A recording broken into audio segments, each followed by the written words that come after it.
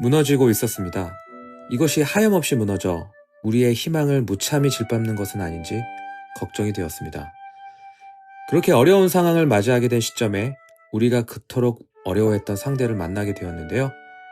리그에서만 오전 5패. 수원이 특정 팀을 상대로 이렇게 열세에 놓인 적이 있었던가요?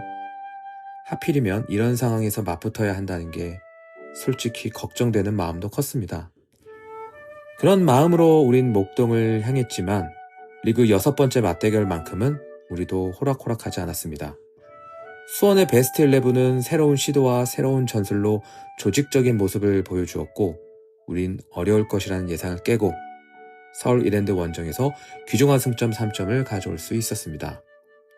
알고 보니까 이번 경기가 이번 시즌 마지막으로 열린 저녁 경기였더라고요. 깜깜해지는 목동의 하늘도 인상 깊게 예뻤는데요. 이번 시즌 마지막 밤을 아름다운 추억으로 장식할 수 있어서 너무 행복했던 하루였습니다. 저희가 지난주 팟캐스트를 마무리하면서 이번 팟캐스트는 웃으면서 만났으면 좋겠다고 말씀드렸는데 여러분들께서 기분 좋게 이번 팟캐스트 들으실 수 있게 준비해봤습니다. 즐거운 한 주입니다. 그동안 지친 마음 잘 치유하면서 또 저희 팟캐스트 들으시면서 이번 한 주도 잘 버텨봅시다. 오늘도 인사드립니다. 안녕하세요. 골다방 크루입니다. 여러분은 지금 골다방 크루와 함께하고 계십니다. 오늘도 늦은 시간입니다. 또 이렇게 늦은 시간 나와주셨는데 고생이 정말 많으신 것 같아요. 함께해 주시는 분들 얼른 만나보겠습니다. 패널분들 인사 부탁드립니다. 안녕하십니까. 이 시대의 참 스마일맨 건너스입니다. 반갑습니다. 네, 바꾸셨군요. 네, 이번 주는 행복했습니다. 참독관은 퇴사했나요? 잠시 자리를 비웠는데요. 잠시 휴가.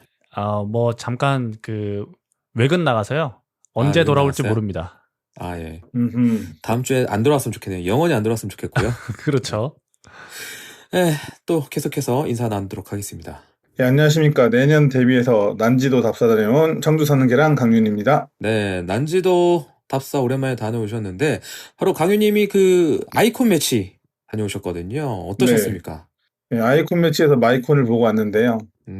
농담이고 게랜드 이긴 거를 못 본 대신에 제 어린 시절 그 영웅들을 좀 만나고 왔습니다. 맞아.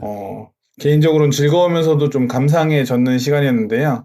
매우 먼 거리였지만 제 상암 2층에서 봤거든요. 그래서 좀 멀긴 했지만 그래도 같은 공간에 제가 정말 좋아했던 아르센 벵거 감독과 킹 티에리 앙리 그리고 제가 그 인비시블이라고 하죠. 아스날이 무패 우승을 달성했던 멤버들. 그 멤버 중에 정말 좋아했던 멤버가 둘이 있는데 달타냥 피레스, 로베르트 피레스 그리고 살림꾼이었던 질베르토 실바 선수까지 보고 또 유다라고 불렸지만 수원이란다. 아스날 입장에서는 든든한 수비수였던 솔 캠벨 선수까지 진짜 많이 왔네. 뛰는 거를 보고 오니까 너무 기분이 좋더라고요. 작년에는 제가 그다지 관심이 안 가져서 경기 제대로 안 보고 하이라이트 정도 봤는데 되게 좀 지루하다 느꼈거든요. 하이라이트를 보는데도. 근데 올해는 선수들이 좀 준비를 하고 나왔는지 꽤 진지한 경기를 하더라고요. 그래서 상당히 재밌었고 그리고 경기 중간에 그 관중 이벤트가 있었습니다. 네, 지미스님이 들으면 너무나 부러워할 만한 일이 있었어요. 봤습니다. 네, 그 경기 전 당일날 인터뷰를 했는데 그 인터뷰에서 당첨된 분이 그라운드로 나와서 직접 스티븐 제라드 선수에게 사인 유니폼을 받고 포옹하고 기념사진까지 찍는 그런 이벤트가 있었어가지고 뭐 해축 이야기 계속해서 죄송하지만 이 반도에 있는 모든 콥들이 부러워할 만한 그런 순간이 아니었나 싶었습니다. 이 스티븐 제라드가 방한한 게 2002 월드컵 때 잉글랜드 국가대표로 왔던 거 이후로 아마 처음이지 않을까 싶거든요. 그렇죠. 온 기억이 없는 것 같은데 그렇게 엄청나게 보고 싶었던 선수가 이렇게 왔다는 거에 대해서 제 주변의 리버풀 팬들은 거의 다 꺼이거이 네 이렇게 감상에 젖었던 것 같고 건너스님은 그 시절 축구 선수들 좀 누구 좋아했어요? 저도 뭐 아스날이랑 리버풀을 좋아했기 때문에 제라드, 앙리, 피레스, 뭐 질베르토 실바, 뭐 콜로 투레, 애슐리 콜 이런 선수들 좋아했죠. 애슐리 콜? 네. 뭐 그 당시 멤버였으니까. 애슐리 콜. 아, 네. 확실히 그 시절의 그 낭만을 소환시켜주지 않았나. 그쵸. 그런 생각이 들더라고요. 근데 저는 이제 경기를 중계로 봤는데 되게 좀 재미가 없었어요. 사실은 뭐 재밌다는 게 경기를 보려고 가는 건 아니니까. 그러니까요. 그러니까 경기 자체는 재미가 없었는데 제가 이제 와이프한테 저 선수들이 정말 2000년대 초반, 1990년대로 호령하던 선수들이었는데 저렇게 이제 배 나와가지고 잘 못 뛴다 하는데 제 목소리가 막 떨리고 있는 거예요. 얘기하는데. 그러니까 이제 경기 내용은 아예 재미없다, 저 뭐하러 가 하지만 경기를 보고 있는 제 자신의 마음은 이미 그때로 돌아가서 설레는. 예, 그 대학생 때니까 그러니까. 2004년도에 아이러브 사커에서 하이라이트를 챙겨보던 그쵸. 그 시절에 40, 그 시절 480kg. 그 시절이구나. 네, 지금은 720p도 못 보겠다고, 아니 1080p도 못 보겠다고 그러는데 그쵸. 그 시절에 480p로 친구들이랑 그 세미나실 컴퓨터에서 아이러브 사커 그 다음 카페에서 막 보면서 친구들끼리 막 감탄하고 이랬던 그때가 떠올라서 저도 모르게 약간 말하면서 울컥하더라고요. 그러니까 우리 세대는 진짜 알 거예요. 이 선수들의 무게감과 또 얼마나 대단했었는지에 대해서 알기 그쵸. 때문에. 알럽 사커 하니까 진짜 추억 떠오르네요. 누구 하이라이트에서 락밴드 음악의 선수 플레이 편집한 영상들 우리 매일같이 보고 그랬는데. 그쵸. 하여튼 엄청 모르겠어요. 하여튼 아무렇지도 않았었는데 얘기를 하니까 되게 이렇게 감정이 약간 좀 북받쳐 오르는 좀 약간 신기한 감정을 느껴서 현장에 계신 분들은 이런 감정을 현장에서 느끼는 것만으로도 아마 티켓값 이상의 가치가 있지 않았을까 이런 생각이 좀 들더라고요. 맞습니다. 가신 분들 이렇게 인스타 보니까는 한 명도 빼놓지 않고 다 웃고 계시더라고요. 미소 짓고 계시고 보는 저도 되게 행복하지 않았나. 그래서 내년에 혹시 기회가 된다면 강윤님 내년엔 저도 같이 가시죠. 좋습니다. 네. 저 만약에 내년에 하고 또 이렇게 라인업이 괜찮으면 저는 한 번 더 가고 싶다라는 생각이 들 정도로 기분이 좋게 되게 즐겁게 경기를 보고 와서 꽤 재밌었습니다. 그 강윤님께서 이번에 정하늘 군이랑 다녀오셨잖아요. 네. 그 하늘이가 이제 전날에는 목동 원정, 이제 서울 이랜드 원정을 다녀왔고 보니까는 뭐 다리 하나인가 건너니까 상암이더라고요. 바로 그 월드컵 경기장이 있더라고요. 가깝더라고. 다음 날에는 또 상암 월드컵 경기장을 가고 이틀 동안에 그 차 막히는데 운전한다고 해서 좀 골병 났어요. 진짜로. 애가 학을 떼더라고. 운전하는 차를 버리고 싶었다. 그래갖고 정하늘 군은 이번 주 빅버드 우리 홈 경기는 쉽니다. 네, 몸이 진짜 아파갖고 골병 났어요. 축구 보다가. 네, 그럴만합니다. 이틀 연속이면. 되게 빡세게 주말을 보내셨던 것 같습니다. 그래도 수원도 이기고 아이콘 매치라는 좋은 추억도 만들어서 굉장히 행복했던 시간이셨던 것 같고요. 기분 좋게 우리 모두 주말을 잘 마무리했던 것 같습니다. 그리고 또 우리 이번에 서울 이랜드 원정에서 경기장에 진짜 많은 분들과 만나고 인사를 했는데 제가 입구 쪽에 이제 들어가면서 촬영을 하고 있었는데 누가 옆에서 하고 귀에다 대고 마치 닌자가 와서 쿡 찌르듯이 인사를 하시는데 그게 송라이프님이셨던 거예요. 네. 술 냄새는 안 나던가요? 입에서? 노코멘트 하겠습니다. 왜냐면 나눈 얘기가 있는데 그 이미지를 그쪽으로 가는 게 과연 안 좋은 것 같아서 노코멘트는 하겠는데 뭐 예상하시는 그대로지 않을까. 아하. 상상은 여러분들께 포유 하시고요. 또 너무나 반가웠다고 이 자리에 서 다시 말씀드리고요. 또 수덕이네 분들 만났어요. 아시는 분들 아시겠지만 그 아내분께서 또 좋은 소식이 있거든요. 그쵸. 네, 또 임신 너무 축하드리고요. 하셨는데 너무나 이 자리에서 정말 축하드린다는 말씀 전해드리고요. 또 저희 또 든든한 지원자, 어떻게 보면 지원자이시기도 하죠. 그 내포형 채널의 내포형님. 감성 유튜버예요. 매경기 눈물을 흘리시는 것 같아요. 눈물이 마르지 않는 셈이에요. 그래서 내포형님도 만났고. 진정한 애견남? 또 여러분들도 좋아하시는 백한야님도 계셔가지고 인사 나눠서 또 짧게 다 대화하고 인사드리고 했던 것 같습니다. 거의 뭐 유튜버 총 걸기대회 한 게 아닌가 싶었고요. 뭐랄까, 요즘에 안 좋게 보시는 시선도 많거든요. 저희한테도 그렇고, 이제 유튜브 하시는 분들께도 그렇고. 근데 제가 봤을 때는 정말 누구보다 또 열심히 응원하셨고, 현장에서 또 진심으로 또 팀을 사랑하는 모습을 또 보여주셨고, 그래서 또 예쁘게, 그러니까 저희뿐만 아니라 또 함께 하시는 그런 채널 운영하시는 분들도 좀 예쁘게 좀 봐주셨으면 좋겠습니다. 네, 뭐 아무래도 이제 좀 중요한 경기다 보니까 예, 총출동하신 것 같기도 하고 물론 중요하지 않다 해도 늘 빅버드나 원정 경기장에서 뵐 수 있는 분들이기도 한데요. 저는 모르겠어요. 수원을 좀 사랑하는 마음을 공개적으로 드러내고 싶어 하는 분들이 점차 많아진다고 느끼기는 해요. 이렇게 영상이든 뭐 어떤 계정을 만들어서든. 근데 저는 그게 뭐 수원을 뭐 이용한다라는 생각을 어떤 분들은 하실 수 있겠지만 그냥 순수한 자기 마음의 표현이잖아요. 네, 거기에 자기 그 자신을 드러내는 방식이 나는 수원 팬이다라는 식으로 드러내는 거니까 그거는 전혀 뭐 개인 차는 있겠지만 전 되게 좋게 느끼고 뭐 그런 분들 덕분에 경기 끝나면 유튜브 한번 순회하면서 경기 리마인드 할 수 있어서 전 너무나 감사하게 생각하고 있어서 많은 분들이 또 재밌는 영상 많이 만들어 주셨으면 좋겠습니다. 뭐 다 같이 한번 모여서 체육대회라도 한번 해야 되는 거 아닌가요?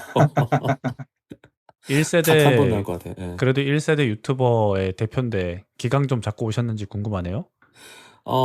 항상 귀에 눌려있기 때문에, 제가. 경기장 가면은 그 쭈구리처럼 다니고 있기 때문에 어깨를 못 펴입니다, 제가. 집에서만 어깨 살짝 조금 한 5cm 정도 펴고 다니지, 예. 그렇기 때문에 여러분들의 많은 관심 필요해요. 네. 그렇죠. 어쨌든, 네. 어쨌든 너무나 다들 반가웠고요. 예, 다음에 또 만나면 반갑게 또 인사 나누고, 또 뿐만 아니라 이번 경기에서도 이렇게 직접 오셔갖고 막 인사해 주시고 뭐 간식도 주시고 하신 분들 많으셨거든요. 그래서 너무나 감사드리고 매번 제가 이번에 그런 말씀 드렸어요. 매번 받는 것 같아서 너무 죄송하다고. 그래서 다음엔 저희도 뭐 이렇게 과자 같은 거 들고 다녀야겠어. 오히려 드리는 거지. 우리가 사랑하는 포카치 오리지널 맛으로. 저희 마트 가면은 그런 거 많이 팔거든요. 조그만한 거 이렇게 파우치처럼 그러니까. 생긴 거 그 번들. 청우사에서 파는 게 유명하죠. 뭐 하리보도 있고 뭐 애들 좋아하는 jelly 이런 거 많으니까. 그래야 되겠어요. 네. 이게 왜냐면 우리의 모토가 항상 그거잖아요. 우리가 많든 적든 우리가 수원을 응원하면서 덕분에 받은 사랑은 무조건 이거를 돌려드려야 된다는 게 있기 때문에 저희도 일단 최선을 다하겠습니다. 뭐든지 열심히 최선을 다할 테니까요. 다시 한번 말씀드리지만 예쁘게 좀 봐주시면 감사하겠습니다. 이제 진짜 날씨가 제법 선선해지는 것 같아요. 벌써 9월 중선으로 접어들었습니다. 그리고 우린 목동으로 원정을 떠났죠. 모두가 어려울 것이라고 예상을 했지만 결과는 1대0으로 결과를 가져오는 축구를 보여주었습니다. 패널분들 이 경기 지켜보신 소감 말씀해 주시면 감사하겠습니다. 강유님부터 출발하시죠. 저는 아주 짧게 준비했는데요. 준비하다 보니까 약간 구호 같은 느낌도 들기도 하지만 결 살려서 우리도 할 수 있다 3백, 우리도 할 수 있다 딸깍, 우리도 할 수 있다 무실점. 이 3의 법칙을 또 지키셨네요. 그렇죠. 저도 매우 동감합니다. 우리도 할 수 있었다. 그런 점을 말씀해 주셨고요. 계속 들어보겠습니다. 네, 제가 어렸을 때 되게 시골에서 자랐어요. 네. 그래서 어렸을 때 공부를 참 못했었는데요. 근데 이제 그때마다 선생님들이랑 부모님이 항상 이런 말씀을 저한테 하셨었어요. 너는 머리는 좋아서 하면 될 것 같은데 왜 안 하냐? 이런 거였거든요. 이제 변성환 감독님한테 똑같은 말을 해주고 싶어요. 성환이 형, 3백 쓰면 잘할 것 같은데 왜 안 했어 지금까지? 하니까 잘하잖아. 이런 말을 좀 해주고 싶고요. 이번 경기는 100점 만점에 90점을 줄 수 있을 정도로 매우 많이 주시네. 예, 수학이 쳐주시네. 네, 매우 전략적으로 좋은 경기를 했다. 이렇게 봤습니다. 네, 두 분의 평가가 오랜만에 긍정으로 나온 게 아닌가. 네, 몇 주 만이에요, 진짜. 근 한 달 만이에요. 그렇죠. 맞습니다. 네, 긍정적으로 소감을 말씀해 주셨고요. 저희가 지난주에 이제 센터백 숫자가 부족하고 수비력이 안 좋으니까 3백도 고려해봐야 한다. 이렇게 말씀드린 기억이 나는데요. 코치진이 저희 팟캐스트를 잘 들어주신 거 아닌가? 5백에 가까운 3백을 들고 나왔습니다. 이제 제가 11을 좀 말씀드리면, 김민우와 정동현 선수가 이제 윙백, 양 사이드의 윙백을 맡았고, 장석환, 레오, 상석호가 3백, 이민혁, 홍원진의 중원, 세라핌, 파울리뉴, 일류첸코가 공격을 이끌었고요. 선발진과 새롭게 들고 나온 포메이션, 그러니까 기존과는 달랐는데 이 부분을 좀 어떻게 바라보셨는지 한번 이야기 들어보도록 하겠습니다. 네, 제가 사실 변형 3백을 주장했던 이유가 모두 아시겠지만 우리의 측면 수비가 너무 약하잖아요. 뭐 정확하게 얘기하면 약하다기보다 좀 허술하죠. 지키는 수비를 하는 와중에 측면 윙어가 튀어나가는 수비를 할 때마다 측면에서 2대1 상황이 계속 걸렸거든요.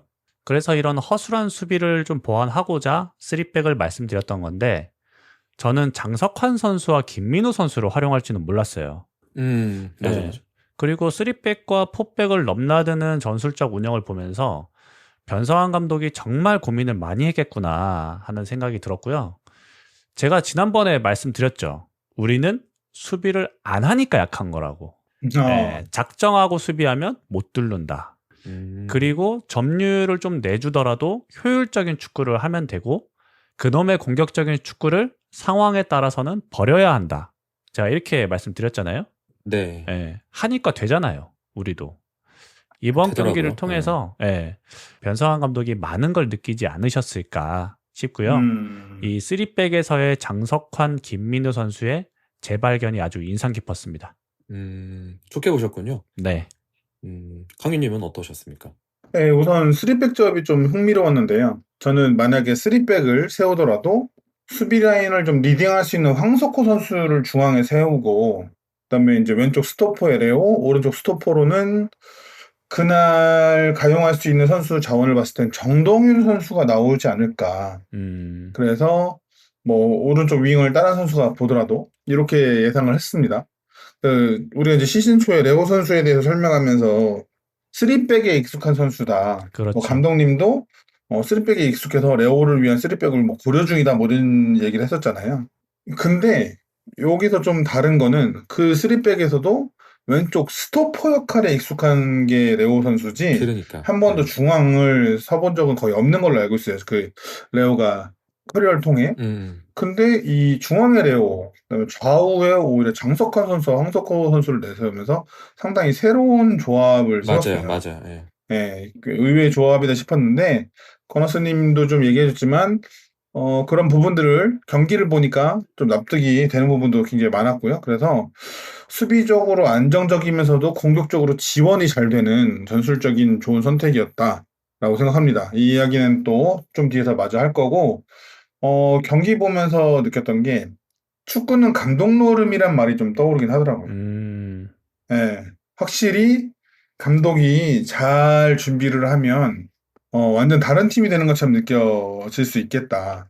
지난주에 우리 그렇게 고전한 팀이 이 팀이 맞는가 싶을 정도로 좀 달라진 모습이어서 반가웠고 저 개인적으로는 전술적으로도 매우 훌륭한 경기를 치렀다. 예, 우리뿐만 아니라 이랜드도. 그래서 경기력 자체에 대해서도 좀 놀라면서 봤습니다. 좋습니다.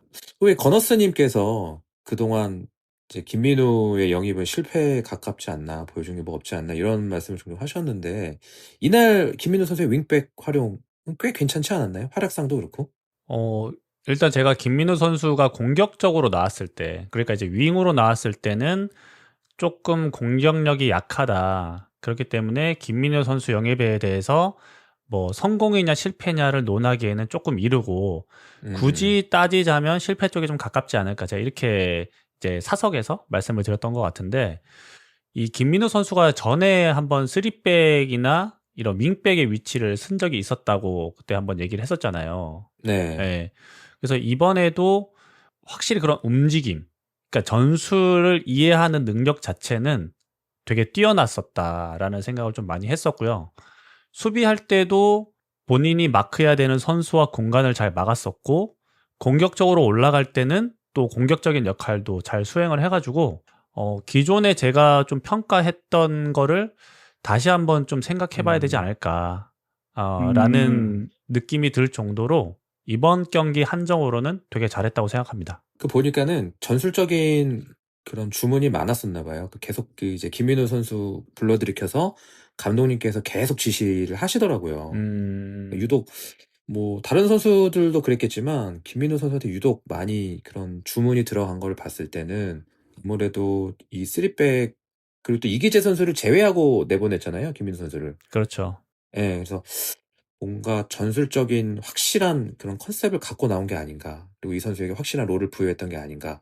또 그게 또 좋은 시너지가 나와서 좋은 결과로 이어지지 않았나 싶고요. 자, 반대로 계속해서 좋은 모습을 보여주었던 김지현이나 뭐 대체 불가능할 정도의 우리 팀의 그런 자원이었던 이규성 선수는 선발에서 제외됐는데 그럼에도 불구하고 꽤나 좋은 경기력을 보여줬거든요.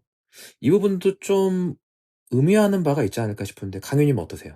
저는 엄청 큰 의미를 두지는 않고요.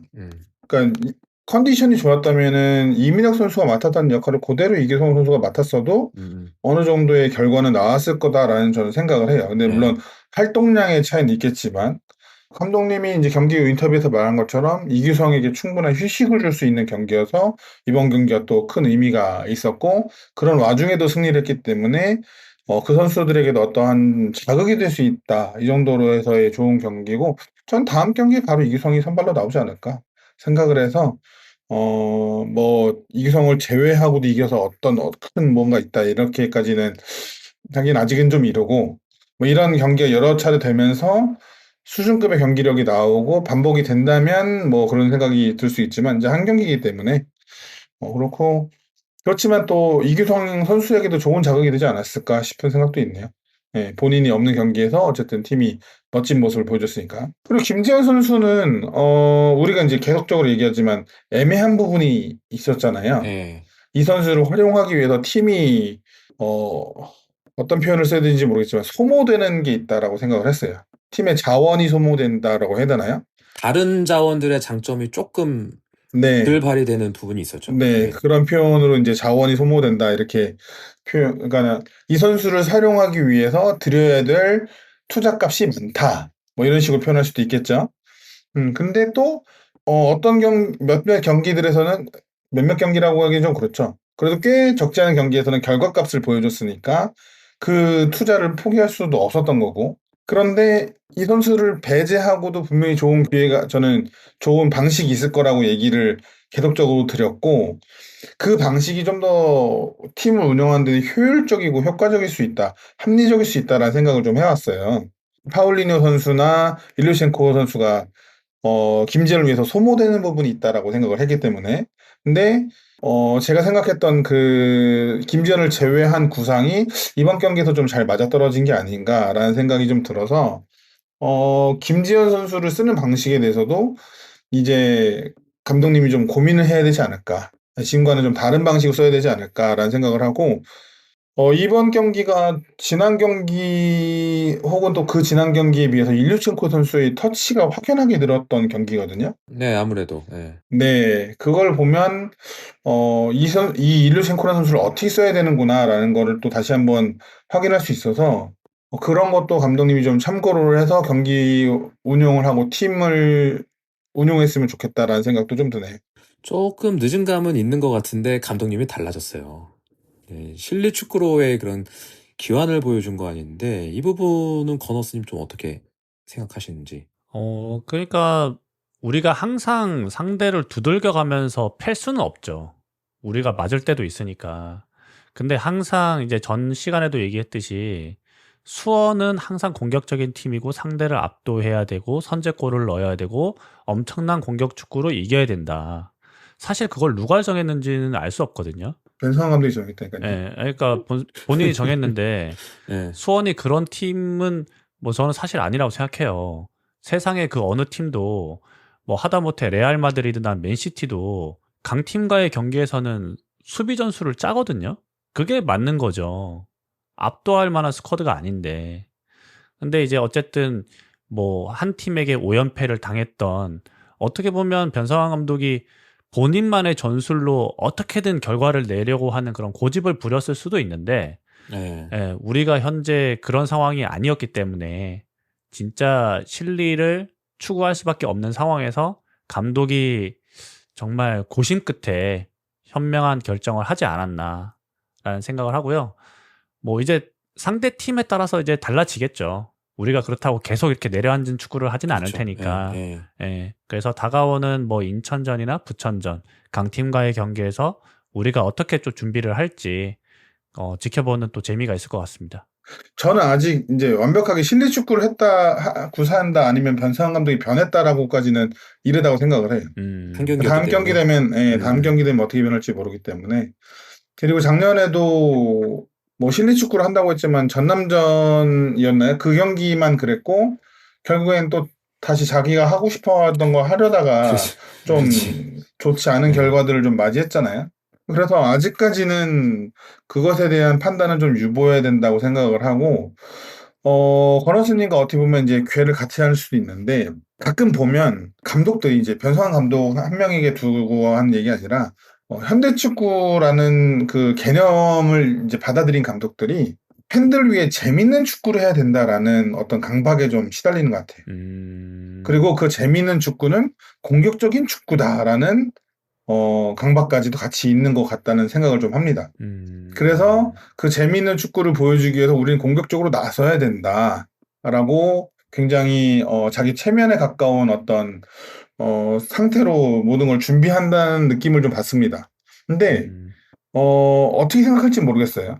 그러니까 아르센 벵거 감독 얘기를 아까 초반에 했는데 그 감독처럼 1분이라도 아름다운 축구가 필드에서 구현되는 게 목적일 수도 있겠지만 또 프로축구를 응원하는 팬의 입장에서는 이기는 축구가 가장 재밌는 축구잖아요. 그렇죠. 네. 그렇다면 그 재밌는 축구, 즐거운 축구를 보여주겠다는 마음 자체는 굉장히 좋은 생각이라고 생각합니다. 프로축구 감독으로서. 어떤 재미를 줄 수 있는지에 대해서는 조금 더 고민을 해보고 자신만의 분명한 기준이 있어야 된다. 마냥 공격적으로 나선다고 해서 꼭 재밌는 건 아니다라는 생각을 좀 하게 돼서 실리적인 방안을 계속해서 고민하고 지금 이 경기에 만족하지 않는 감독이 되기를 좀 바라는 마음은 있어요. 네, 작년에 한번 속은 게 있기 때문에 과연 어떤 선택을 보여줄지 다음 경기 또 지켜봐야 될 것 같고요. 레오가 이제 저희가 앞에서도 말씀을 드렸지만 그 3백에 최적화됐다라는 그런 선수다라는 이야기가 시즌 초에도 있었거든요. 근데 리딩을 하는 중앙 파트를 맡았거든요. 그러면서 롱패스 되게 멋있는 것도 뿌려줬어요. 못 받긴 했지만 저는 황석호가 오히려 이 자리에 설 거라고 생각했는데 역시 왼발의 장석환을 믿고 그 왼쪽 스토퍼를 맡겼기 때문에 레오도 중앙 리딩을 맡길 수 있었던 게 아닌가 싶기도 하거든요. 이 구성을 좀 어떻게 바라보셨을까요? 네, 저도 비슷하게 생각하는데요. 이날 수원이 이제 포메이션상으로 3백으로는 출전했지만 3백과 4백을 매우 유기적으로 변환하면서 경기를 치렀어요. 지난 시즌에 이제 센터백으로 10경기 이상 소화하면서 경험을 쌓았던 장석환 선수가 이번 3백이 어느 정도 키포인트가 되어주지 않았나라고 저는 생각을 하는데 앞서 말씀드린 대로 이제 뭐 포르투갈이나 러시아, 그리스 무대를 거치면서 레오 선수는 3백 왼쪽 스토퍼 자리를 자주 섰습니다. 그런데 중앙에 기용되었고 장석환, 레오, 황석호로 구성이 됐어요. 우리 3백이.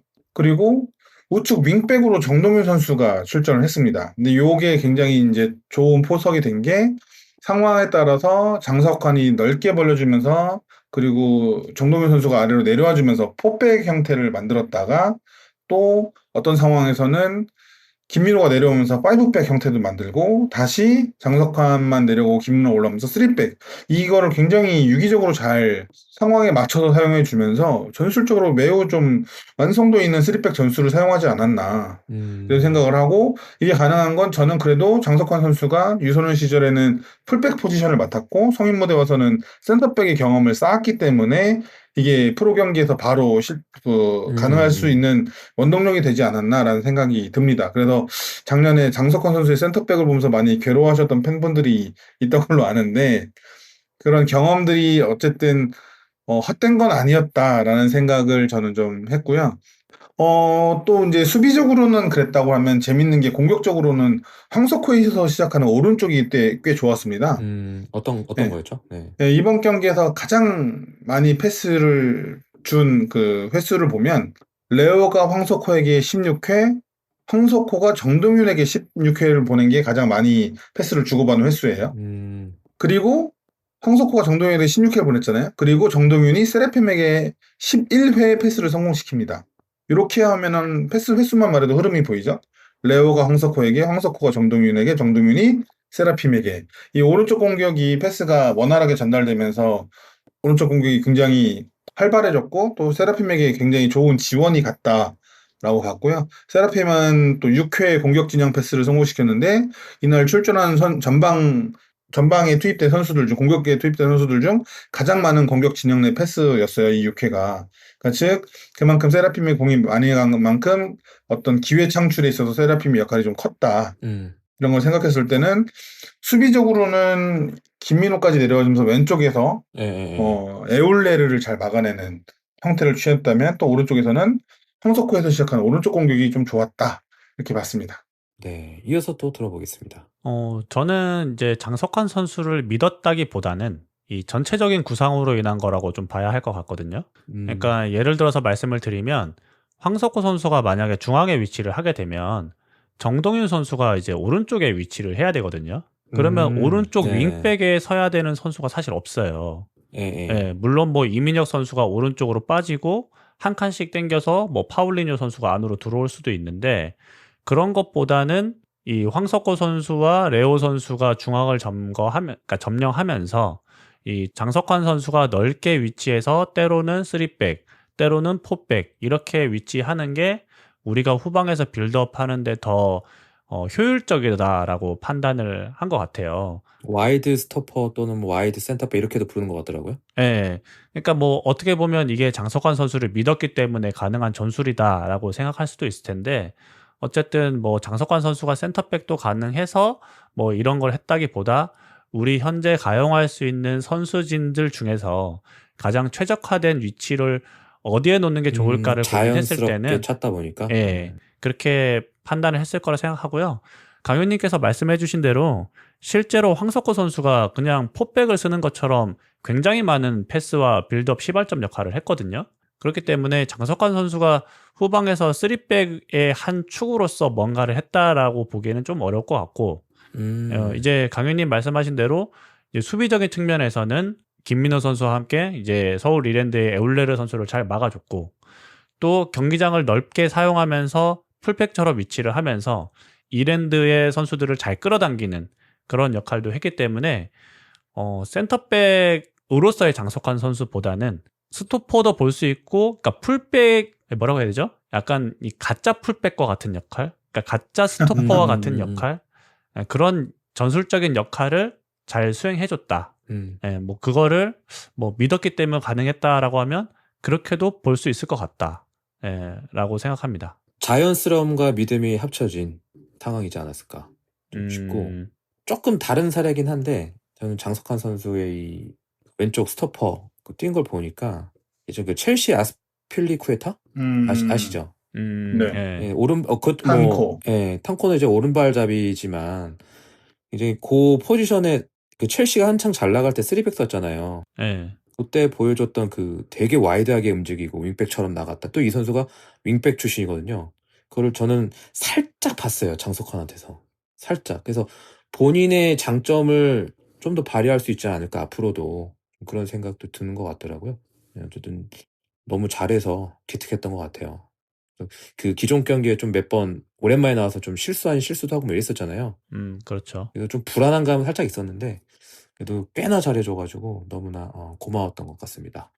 자, 그도 그런 게 서울 이랜드도 꽤나 고전한 것처럼 보였거든요. 그러니까 우리의 쓰리백이 그러니까 서울 이랜드가 준비해온 전술이 있었을 텐데 갑자기 쓰리백을 쓰네? 이런 식으로 좀 허를 찔렀다고 볼 수 있지 않을지. 아마도 김도균 감독이 우리가 5백을 쓸 거라는 생각은 아마 못했던 것 같아요. 그러니까요. 이랜드가 후반에 전술을 이제 바꿨잖아요. 그러니까 우리가 허를 찔렀다라고 보는 건 맞을 것 같고요. 제가 이제 앞서서도 말씀드렸다시피 우리가 이랜드나 다른 3백을 쓰는 팀에게 고전했던 이유가 공격수들이 끌려나가면서 뒷공간을 내줬기 때문이거든요. 근데 이번에는 끌려나가지 않고 자리를 지키면서 공간을 막아버리니까 이랜드가 볼만 많이 가졌지 제대로 된 공격을 하지 못했었고요. 이 후반전에는 배서준 선수를 빼고 변경준 선수를 이제 투입하면서 포백으로 변화를 줬는데요. 그러면서 에을레르도 그렇고 찬스가 몇 번 나왔었어요. 이게 우리가 이랜드가 최근에 사용했던 전술에는 좀 완벽하게 준비를 해서 나왔지만 후반에 전술 변화가 생기니까 후반 초반에는 대응을 좀 제대로 하지 못했다. 그리고 우리가 이기고 있는 상황이라 확실하게 내려앉으면서 수비하니까 이랜드의 공격이 잘 안 통하지 않았나. 네, 좀 그렇게 생각을 해봤습니다. 간만에 서울 이랜드가 우리 상대로 되게 어버버버거리는 그런 느낌을 좀 받았어갖고 굉장히 통쾌했거든요. 그러니까 이제 약간 어떤 느낌이었냐면 이랜드 입장에서는 약간 미러전 하는 느낌을 받지 않았을까? 네, 싶어요. 그러니까 자기네가 훈련 때 연습하던 그런 3백이나 5백을 생각지도 못한 팀이 들고 나오니까 그러니까 예. 이거 막상 우리가 할 때는 잘 막았었는데 뚫으려고 하니까 잘 안 뚫리네. 약간, 안 되네. 예. 이런 느낌을 좀 받지 않았을까? 예, 그런 느낌 받았습니다. 네, 강유님 이어서 해주시죠. 신기하게 이제 건어스님이 방금 말한 거랑 저도 되게 비슷한 생각을 해가지고 이제 준비를 해왔는데, 일단 지난주에 우리가 예상했던 대로 이랜드는 그 최근 좋았던 형태를 그대로 들고 나왔고요. 우리처럼 3백과 4백을 혼용해서 쓰는 모습도 똑같이 보여줬습니다. 네, 처음엔 이제 3백의 형태를 출전했지만 빌드업 시에는 왼쪽 스토퍼였던 김하준 선수가 넓게 벌려주고 우측 윙어 김주환이 내려오면서 4백 형태로 공격을 빌드업 하더라고요. 그래서 서재민 선수가 중앙에서 많이 뛰어주면서 공을 받아주고 중계로 보여진 포메이션 상으로는 에올레르 선수와 정재민 선수의 투톱이었지만 오히려 미드필드인 백지용 선수가 적극적으로 전방으로 전진해주면서 에올레르는 우리의 좌측면, 이랜드 입장에서는 우측면에서 거의 프리롤에 가까운 형태로 뛰어줬습니다. 그러니까 굉장히 닮은 듯 다른 듯한 전술을 보여줬어요. 우리는 이제 프리롤보다는 파울리뉴와 일루첸코가 붙어서 서로에게 주고받을 수 있는 형태를 만들었다 하면은 여기는 정재민이나 백지용이 수비를 끌고 가주면 에올레르가 혼자 플레이할 수 있게 어떻게 보면 아이솔레이션을 다른 식으로 만들어낼 수 있는 식으로 형태를 가져간 거죠. 근데 이제 우측의 에올레르를 우리의 장석훈과 김민호가 번갈아 가며 혹은 동시에 막아주면서 이걸 막아냈던 게 결국에는 이제 전반전의 키포인트가 되었다라고 생각이 들어요. 그러니까 정말 비슷한 전술을 썼습니다. 3백과 4백을 혼용하는.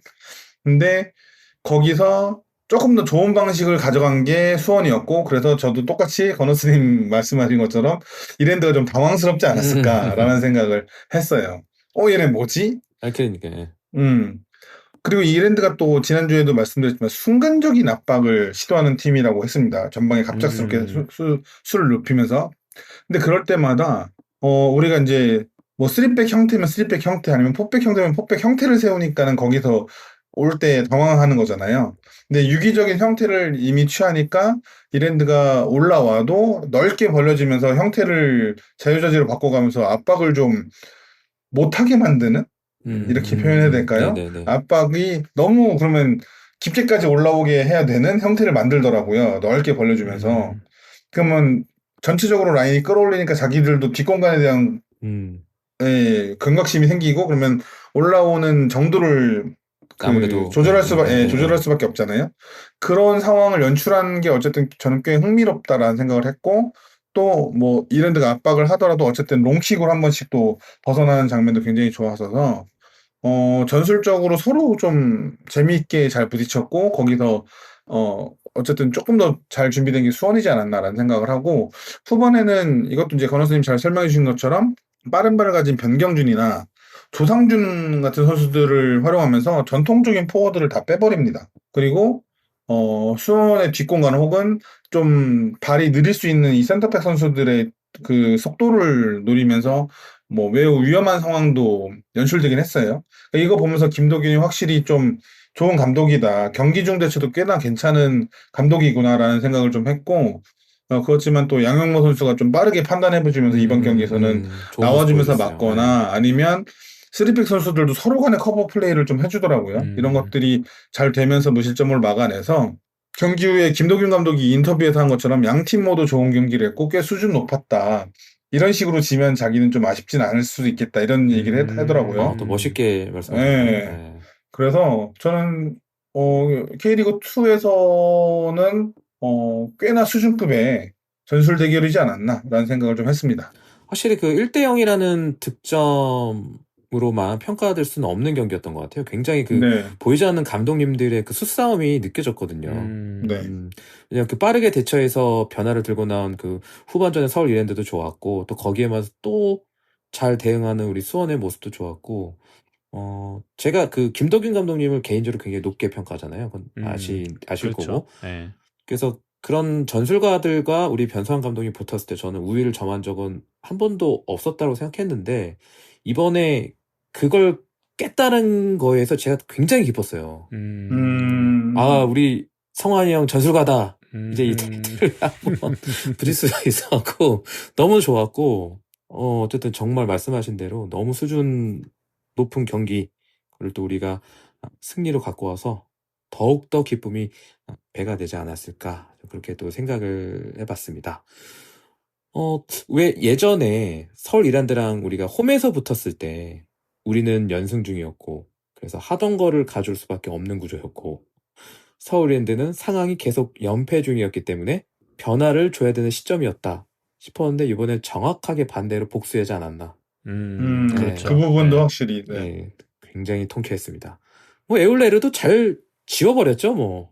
그렇죠. 예. 네. 이 에울레르 선수가 빠른 선수는 아니잖아요. 예, 뭐 터치나 킥 그리고 드리블 능력이 좋아서 파울을 잘 얻어내는 선수인데요. 뭐 굳이 비교를 하자면 약간 이강인 선수와 같은 스타일이라고 할 수 있죠. 근데 이런 선수를 이제 막을 때는 공간을 내주면 안 되거든요. 그리고 이제 수비를 엄청 잘하는 선수가 아닌 이상은 이게 1대1 마크를 하면 안 돼요. 최소 이제 2명, 3명이 이제 에워싸야 되는데, 이번에도 보면은 이제 앞서서도 잘 말씀해 주셨듯이 장석환 선수와 김민우 선수가 계속해서 이제 뒷공간을 커버하면서 혹시나 한 명이 뚫리더라도 바로 따라간다든지, 커버할 수 있게끔. 예, 그렇게 해주는 게 되게 좋았고요. 뭐 물론 이제 마크를 했음에도 아주 짧은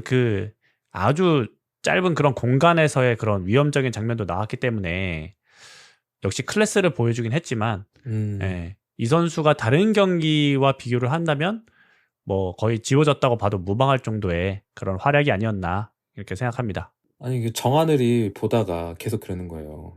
에울레르 있나요? 집에 있나요? 안 보이는데요. 그 조롱이 많이 정도까지 늘었어요. 네, 많이 늘었는데 골병 나서 이번 경기 결정합니다. 아직 이틀이나 남았는데 회복할 시간 충분할 것 같은데. 시즌권을 제가 뺏어왔기 때문에 아하. 결정 확정입니다. 아하. 좀 잘 쉬고 복귀했으면 좋겠고요. 다음엔 더 강력해진 조롱과 함께 돌아왔으면 좋겠습니다. 요즘 늘었어요, 애가. 확실히. 네. 흑화돼가지고, 네, 혹시 늘었다는 점. 그러니까 맨날 저 흑화돼갖고 저 유니폼 시커먼 거 입고 오잖아요, 맨날. 그게 그래서 그런 거예요? 네. 하여튼, 빨리 돌아오길 바라도록 하겠습니다. 이제 수원이, 그러니까 우리가 이제 3백을 쓰면서 후방이 든든해져서 그런가, 우리 중원 듀오도 활약상이 굉장히 좋았다고 보거든요. 이민혁 선수도 이날 굉장히 좋은 모습을 보여줬다고 생각하는데, 뭐 이민혁 선수에 저희가 이미 높게 평가를 해왔고, 근데 이날 홍원진 선수의 활약상도 꽤나 인상 깊지 않았을까. 저는 그렇게 생각하는데 패널분들 의견 들어보도록 하겠습니다. 네, 뭐 홍원진 선수도 상당히 좋은 모습 보여줬는데요. 중원에서 조금 더 공격적인 역할을 맡은 이민혁에 비해서 수비적인 역할에 좀 치중했다라고 봤고, 그래서 팀의 밸런스를 잘 맞춰주는 활약을 보여줬다. 맞습니다. 상대 공격을 차단하며 소유권을 뺏어오는 인터셉트를 3회, 루즈볼이 된 공의 소유권을 가져오는 획득은 7회 기록하면서 네, 수비적인 안정감을 좀 더해주지 않았나 이렇게 봤습니다. 계속 들어보겠습니다. 네, 사실 강윤님께서 짧게 말씀하신 데는 다 이유가 있죠. 네, 활약상이 그다지 이렇게 썩 마음에 들지 않아서 그랬는데, 제가 처음에 이 질문을 딱 보면서 썼던 5글자가 뭐였냐면 글쎄 잘했나? 였거든요. 저도 이제 강윤님이랑 좀 비슷한 생각인데, 어쨌든 제가 억지로라도 좀 말을 좀 만들어 봤습니다. 억바? 네. 근데 뭐 잘했어요. 다시 돌려보니까 네. 잘했더라고요. 그러니까 못했다는 게 아닌데 눈에 띄지 않았던 그렇다고 거죠. 해서 이게 왜 그랬냐면, 기존에 좀 그렇긴 한데, 기존에 이렇게 나왔을 때 좋은 모습을 보여주지 못했다가 어떻게 보면은 제 개인적 생각이지만 이제 1인분한 경기가 나왔다라고 봤거든요. 그래서 좀 엉덩이 좀 두들겨 줄 겸 한번 질문을 한번 던져봤습니다. 그러니까 이제 홍원진 선수는 공격적인 능력보다는 수비적인 능력이 좋은 선수죠. 원래 이제 확실히 그런 것 수비형, 같아요. 예. 예, 원래 수비형 미드필더이기도 하니까요. 이 작년에 홍원진 선수가 이적해오고 나서 제 개인적으로는 되게 좀 아쉬웠어요. 그 활약상이. 이 중앙 미드필더에서도 뭐 그저 그랬고 수비형 미드필더로 나오더라도 이 빌드업의 시발점 역할을 그렇게 썩 잘해주지는 못했었거든요. 그러면서 올해 이제 최영준 선수, 이민혁 선수, 이규성 선수가 영입되면서 사실상 이제 경쟁에서 밀리는 거 아닌가 하는 생각이 들었었는데 최근에는 또 다시 좀 좋은 모습을 보여주고 있거든요. 저는 이게 변성환 감독이 이 홍원진 선수가 가장 잘할 수 있는 역할을 부여한 게 아닌가. 그 얘기가 하고 싶었던 예, 겁니다. 하는 네. 역할이, 예, 하는 생각이 좀 들어요.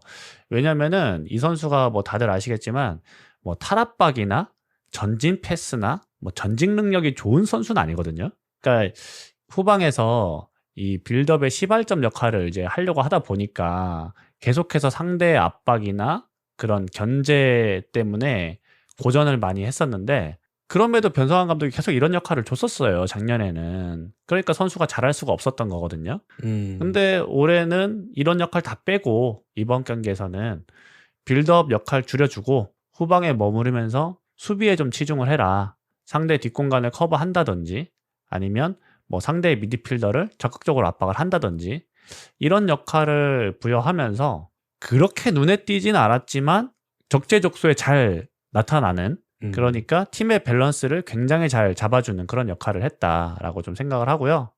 뭐 공격적으로는 세라핌을 향한 절묘한 로빙 패스를 이제 하기도 했고요. 또 뭐 다양한 역할을 하기도 했는데 이 수비에서 혹은 우리가 후방에서 빌드업을 할 때 한 몇 차례 좀 실수를 하면서 이랜드한테 좀 위협적인 장면을 내주긴 했거든요.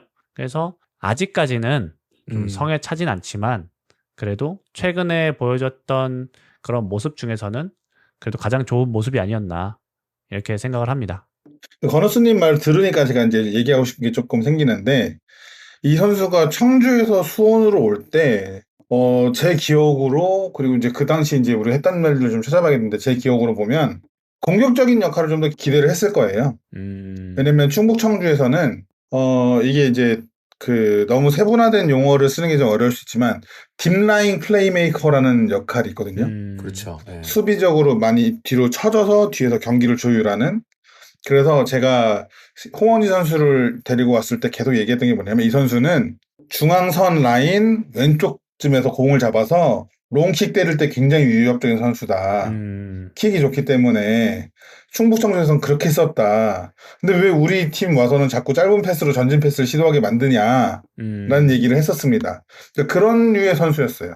그리고 그런 류로 재능이 좀 개화하고 있는 타이밍에 그거를 보고 수원이 영입했다라고 봤습니다. 근데 수원의 미드필드 상황이 녹록치 않고 그 당시 이제 미드필드였던 피터 선수의 활동량을 믿으면서 오랜만에 네. 불러보는 이름. 홍원진 선수가 수비적인 역할을 어쩔 수 없이 맡게 돼야 되니까는 그 딥라인 플레이메이커가 뒤에 처진 미드필더인데 이 처진 이유가 수비하려고가 아니라 공격을 원활하게 지원하기 위해서 처지는 역할이거든요. 근데 위치는 거기다 놓고 수비적인 역할을 시킨 거죠.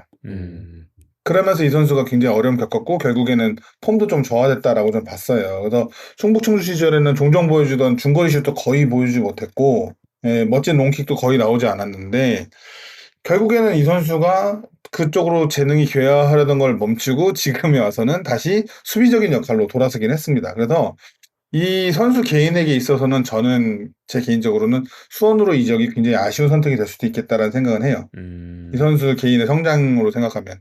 근데 지금 역할에서 다시 또 좋은 모습을 보여주면 또 어떻게 될지 모르겠죠. 더 성장할 수 있으니까. 네. 아직은 그렇게 나이가 엄청 많은 편은 아니니까. 그래서 모르겠습니다. 이게 감독의 기용이 정확히 이 선수를 뭘 바라고 기용하는지에 대해서도 좀 더 분명할 필요가 있고, 그러면 그 롤에 맞게 이 선수도 좀 더 그 롤에 맞는 역할을 좀 갖출 필요도 있겠다라는 생각은 좀 해요. 네, 좋은 말씀 해주셨고요. 충북 청주에서는 사비 알론소였다면 수원 삼성에서는 마스체라노의 역할을 하고 있는 게 아닌가 싶은데 이래나 저래나 진짜, 콥이네요. 저는 바르샤의 마스체라노를 생각했습니다. 떠나는 애들은 생각 안 합니다. 그러네. 사비 알론소도 리버풀 출신이었구나. 네, 그러니까 제가 말씀드리고 싶은 거는 그러니까 충북 청주에서는 그런 패싱력도 겸비한 그런 그쵸. 스타일이었는데 여기 와서는 바뀌어진 롤에 저는 그래도 곧잘 적응해 나가고 있지 않나 싶어서 뭐 이쪽으로도 특화되면 되죠. 뭐 좋게 더 성장해 줬으면 좋겠습니다. 홍원재 선수 간만에 나와서 그래도 기존과 다르게 좀 좋은 모습 보여주셨는데 앞으로도 계속 좋은 모습 보여주셔야 저희 미드필더 중원 구성할 때도 좀 여유가 있고 또 잘 엔진이 돌아가지 않을까 좀 그런 생각까지 해봤습니다. 네. 홍원재 선수 얘기 여기까지 하고요. 박지원 선수 얘기도 좀 해봐야 될 것 같거든요. 그러니까 김민우 선수랑 교체를 시켜주면서 저는 박지원 선수가 이제 공격 자원이다 보니까 포메이션 변화를 가져가지 않을까 예상을 했는데 그 윙백 자리를 그대로 박지원을 활용을 하더라고요. 굉장히 좀 의아했는데 일회성일지도 모르겠다 싶지만서도 곧잘 잘하는 모습 보니까 가능성을 보여준 거 아닌가 싶기도 하고 이 부분은 좀 어떻게 생각하십니까? 네, 박지원 선수는 윙백 자리에서는 경기를 한 적은 없지만 수원에 와서 초반에 몇몇 경기에서 5백의 왼쪽 그러니까 윙백이죠. 그 역할로 경기를 했던 적이 있거든요. 그래서 이번 경기에서의 역할이나 위치가 뭐 저는 그렇게 어색한 위치는 아니라고 생각해요. 네. 그러니까 전 시간에도 얘기했을 때 박지원 선수가 수비 가담 능력이 좋고 수비력이 좋은 선수니까 이 선수가 내려가면서 5백을 했을 경우에 우리 수비가 굉장히 단단해진다 이런 얘기를 한 적이 있었는데 뭐 그 연장성이라고 저는 생각을 하고요. 상대가 어쨌든 간에 이제 후반에 4백으로 전환을 하면서 특히나 이제 오른쪽 풀백이 최광훈 선수로 교체가 됐기 때문에 이 높게 올라오는 최광훈 선수의 뒷공간을 이 박지원 선수의 빠른 스피드로 좀 공략을 하겠다. 그런 의도가 좀 담긴 교체라고 봤고요. 이 팀의 전체적인 수비력도 유지하면서 또 공격 상황에서는 역습 한 방을 노릴 수 있는 뭐 그런 좋은 교체라고 저는 생각을 했는데요. 예. 확실히 이런 전술적인 움직임, 상황에서의 선수의 포지셔닝을 봤을 때는 김민우 선수가 좀 더 나아 보이긴 했다. 라는 생각도 좀 들더라고요. 저도 상당히 타당한 교체다라고 생각을 했어요. 그러니까 우리가 이제 3백이 기본적인 형태였고 김민우 선수는 윙백에 가까운 포지션이었지만 공격 시에는 4-4-2의 왼쪽 윙어처럼 전진해서 플레이를 했잖아요. 그리고 그 김민우의 앞쪽 공간을 노릴 만한 좋은 공간 패스들도 있었고 그래서 후반전 만회골을 위해 공격적으로 나서는 이랜드의 뒷공간을 노릴 만한 굉장히 필요한 교체였다라고 생각을 하고 이건 포메이션에 국한된 게 아니라 이런 상대의 성향, 상대의 상황에 맞춘 교체이지 않았나라는 생각을 합니다. 그리고 실제로 공간에 공을 던졌을 때 속도로 상대를 제압하는 굉장히 멋있는 모습들을 몇 번 보여줬죠. 그런 거 보면은 경기 상황에 맞는 교체지 않았나. 그 해당 포메이션에 국한되는 게 아니라 이런 생각을 했습니다. 그 뒤에 있다가 그러니까 이 선수가 이제 뒤에 쳐져 있다가 어느새 올라와가지고 패스 받아갖고 보셨죠? 그 박스 안에서 그쵸. 그 타락박 한 바퀴 턴하는 모습. 놀랬어요. 이런 모습 그러니까 이렇게 좋은 모습 보여주니까 이 자리에서도 잘 하겠는데? 잘하는데? 이런 생각이 들더라고요. 아무튼 우리가 옵션이 좀 많아진 느낌이어갖고 여러 가지로 그러니까 승점 3점만 가져간 게 아니라 여러 가지 그런 가능성이란 결과물도 가져가지 않았나. 저 그렇게도 생각이 좀 들었고요. 지금 저희가 계속해서 3백 이야기를 하고 있는데 지속되던 부진의 고리를 우리가 이제 전술 변화, 즉 3백을 활용하면서 이제 그 부진의 고리를 한번 끊고 갔죠. 앞으로도 3백으로 계속 쭉 나올 거라고 보시는지, 그러니까 우리의 주 전술이 될지, 그러니까 플랜 A가 될지, 뭐 아니면 더 다듬어야 될 부분은 어떤 부분이 있을지, 뭐 이런 부분을 이야기해 보면 좋을 것 같습니다. 좀 어려운데요. 이번 경기에서 매우 좋았기 때문에 주요한 카드 중에 하나로는 이제 변상환도 손에 있을 거라고 생각은 해요. 네. 특히 이 리그 내 강팀들과 아까 버너스님들이 같은 얘기를 해주셨는데 강팀들과의 대결에서는 매우 고려해 볼 만한 카드가 되었다라고도 생각이 듭니다. 특히 이제 선두권을 형성하고 있는 팀들이 대부분이 물론 그 외의 팀들도 대부분이 사이드에서 좋기 때문에 좋죠. 사이드 공격을 많이 하고 이것도 이제 얼마 전에 이제 버너스님이 얘기를 해줬죠. 사이드 공격을 안 한 팀 어디 있냐. 그래서 사이드에 좋은 선수들을 많이 보유하고 있는 게 또 특히나 강팀들이 많이 있기 때문에 상대의 사이드에 대비할 수 있는 3백이 중용될 가능성이 굉장히 높다라는 생각을 하고, 상대적으로 이제 하위권 팀들 있잖아요. 그런 팀들은 이랜드처럼 공격에 좀 적극적으로 나서는 팀은 적을 가능성이 높아서 수비적인 자세로 수원을 상대하는 팀들에게는 3백이 과연 좋을까라는 생각은 좀 해요. 근데 이번 경기에서는 3백을 쓰면서도 좋았던 게 일류첸코에게 공이 많이 갈 수 있는 환경이 만들어졌기 때문에 좋거든요. 근데 굳이 3백을 쓰지 않더라도 일류첸코에게 많이 가면서 수비를 좀 적게 놓을 수 있는 환경도 분명히 만들 수 있을 거잖아요. 공격적으로 할 때는. 그래서 포백이 필요한 거고, 그렇게 생각하면 유연한 전술 변화를 시도할 수 있어서 3백이랑 카드가 생긴 건 굉장히 좋다. 그런데 이게 방금 말씀하신 대로 플랜 A로서 쭉 고정돼서 갈 거냐라고 하면 그건 잘 모르겠다라는 게 좀 더 지켜봐야 되는 거죠. 네네. 계속해서 한번 들어보도록 하겠습니다. 네, 저도 강윤님이랑 비슷한 그 생각인데요. 그러니까 상대가 누구냐에 따라서 좀 달라지지 않을까. 그래서 우리가 주도해야 하는 팀, 그러니까 이제 앞서서 만날 뭐 경남 아니면 이제 최하위권에 머무르고 있는 뭐 천안 이런 팀들을 상대로는 기본적으로 우리가 잘하는 포백으로 나서겠지만 플레이오프권을 경쟁하거나 아니면 우승권을 경쟁해야 되는 뭐 인천이나 부천, 뭐 전남과 같은 팀을 상대로는 고려해 볼 만한 카드지 않을까. 네, 이런 생각을 했고요. 사실 이번 이랜드는 좀 쉽게 끌려 나오는 편이었어요. 우리가 후방에서 맞아요. 공을 돌리면서 끌어낼 때. 근데 이제 강윤님께서 잘 말씀해 주셨듯이 끌려 나오지 않고 지키려는 팀들이 있을 거거든요. 그러니까 그런 팀을 상대로는 또 3백이 어쨌든 또 비효율적이죠. 비효율적이기 때문에 상대가 어떤 전략을 가지고 나오느냐를 가지고 우리가 선택을 할 수 있겠다. 그런 생각을 했고요. 근데 저는 이제 3백으로 수비를 하는 것도 중요한데 결국에는 우리가 어떻게 선제골을 득점할 것이냐, 어떻게 상대의 수비를 뚫어낼 것이냐, 그 부분이 더 중요하다고 생각하기 때문에 그 부분을 먼저 개선을 하고 그 다음에 우리가 어떻게 지켜나갈 것이냐, 어떻게 경기 운영을 해야 될 것이냐, 그 부분이 좀 더 중요하지 않을까, 이렇게 좀 생각을 해봤습니다. 확실히 포백이든 3백이든 우리 선수들이 시즌 중에 이제 구현할 수, 그러니까 자유자재로 구현할 수 있게끔 뭔가 준비가 된 것 같아가지고. 그렇죠. 네, 저도 행복한 고민을 해야 되지 않을까.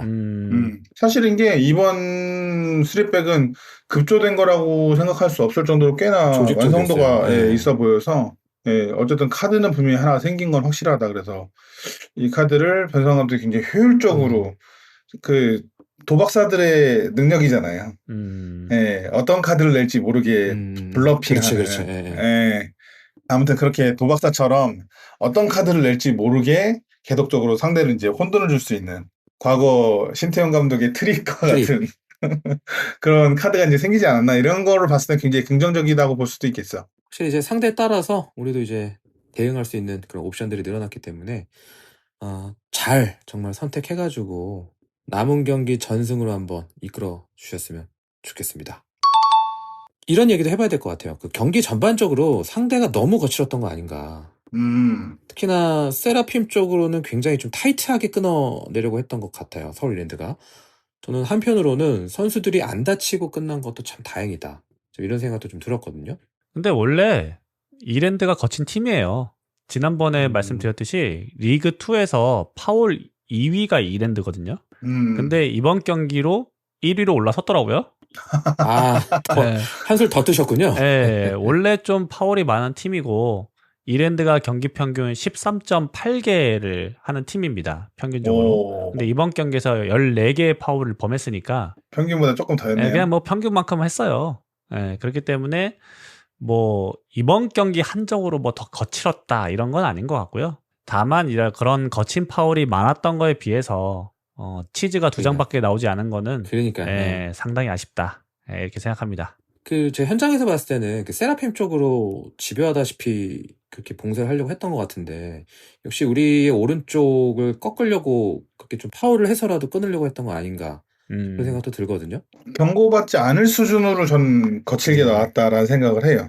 이날 경기 주심을 맡은 최강호 심판이 이제 성향상 보니까 거친 플레이에 상당히 반대하더라고요. 용인하더라고요. 네.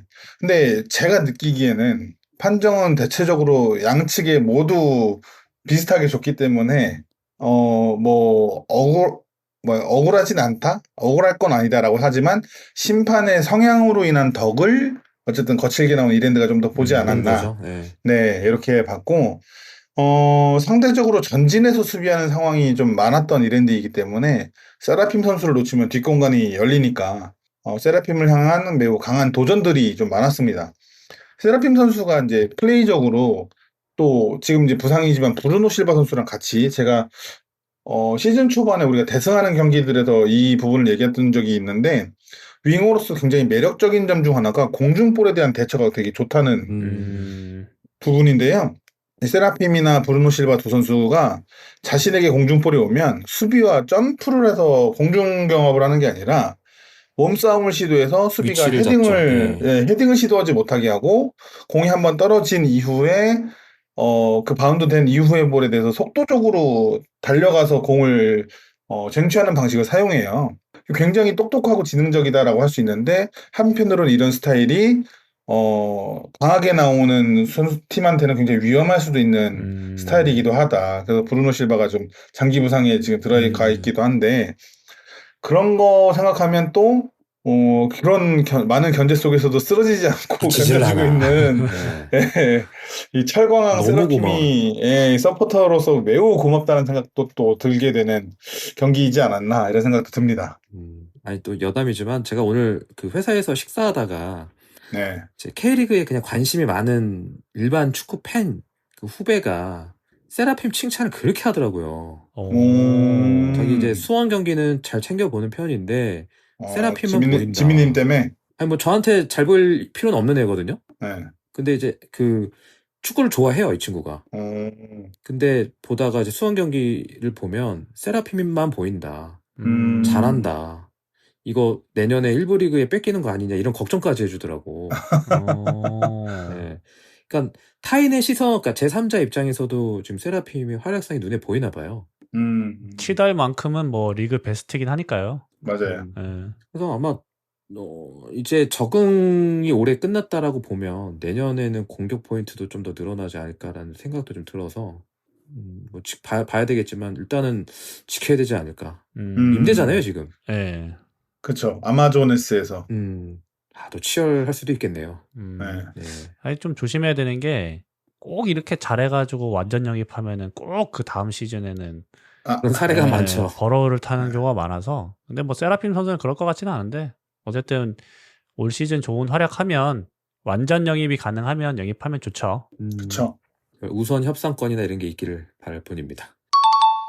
자, 이제 감독님이 드디어 고집을 버리고 실리 축구를 선택하셨는데 앞으로 경기도 남아있고 이런 모습을 유지하고 계속해서 보여줄 수 있느냐는 또 다른 문제인 것 같습니다.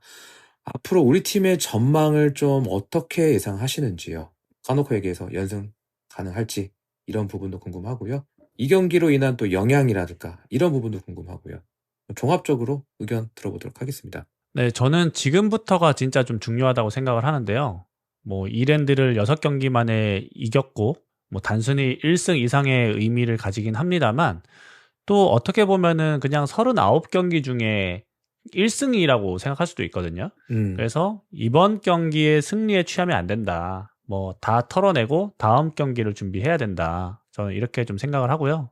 저희가 이제 분위기가 올라왔다가 방심하고 미끄러진 적이 한두 번이 아니잖아요. 한두 번이 아니죠. 네, 그래서 이번에는 그러면 안 된다.